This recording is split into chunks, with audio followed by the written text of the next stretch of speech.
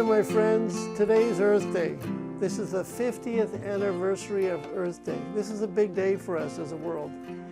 And I thought I'd throw this quick little video together to share with you a few thoughts that I have about this. You know, we've been thinking a lot about the terrible pandemic that we're going through and the importance of wearing masks and sheltering in place and all this, and flattening that curve so that we can minimize the negative effects on especially vulnerable populations to this virus.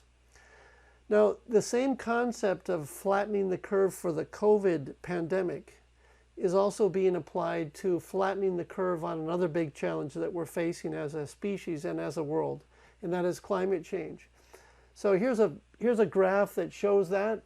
Just to reiterate, with flattening the curve for the pandemic, we don't want it to exceed this capacity of our healthcare system, and that's why we're doing things like wearing masks and doing all the sheltering in place and stuff.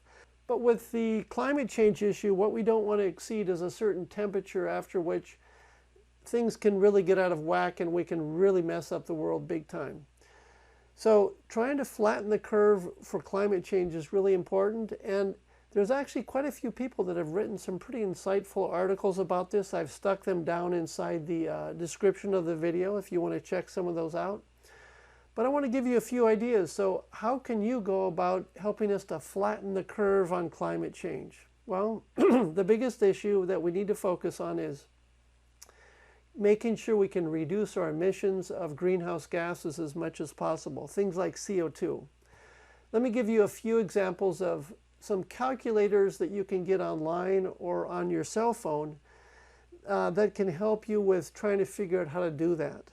So let's jump over here to the computer, and first one I want to talk about is this EPA carbon equivalency calculator. It's a pretty neat calculator. What it allows you to do is you can add energy information. So for example, here I've added 10 gallons, and the unit is gallons of gasoline, and that will tell me what that is equivalent to in terms of tree seedlings growing for a year, or acres of forest in terms of carbon sequestration. So this is an interesting one. Now, another really useful one that I really like a lot is this Google Chrome extension that you can add. That's the carbon footprint extension.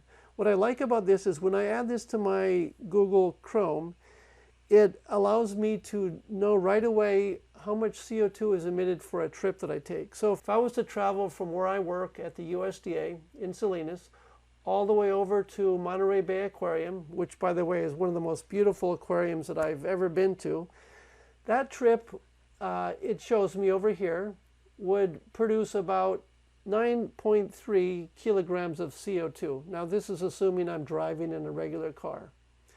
So this is a pretty useful little tool because it allows you to quickly know your CO2 emissions. Now the last one I'm going to tell you about though is one I just learned about recently, and it's called Map My Emissions. What I like about this one is the same trip I've got right here. Let me just hit go, and so right there it calculated my emissions from my work here over to the Monterey Bay Aquarium is 13 pounds of CO2 emissions.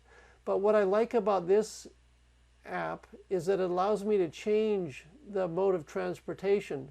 Say, for example, if I decided to go in my all-electric, beautiful little Nissan Leaf, and then I check out the emissions from that, it's only 0.23 pounds of CO2 emissions. Anyway, so this is a really cool way to try to monitor and track your emissions so that you can see how you can do your part to reduce our carbon emissions and help to flatten that curve on the climate change crisis. So anyway, I hope you have a great Earth Day. I hope you were able to do something fun outside, and take care.